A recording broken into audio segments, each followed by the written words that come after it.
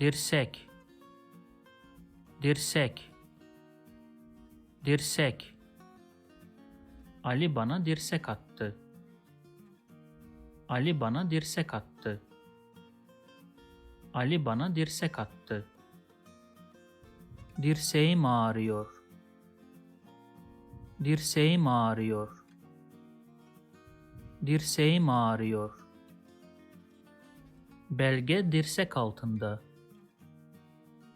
Belge dirsek altında. Belge dirsek altında. If you like this video, please subscribe to my channel below for more videos on Turkish grammar, vocabulary and pronunciation. Also, if you think this video can benefit somebody else, please share it with them.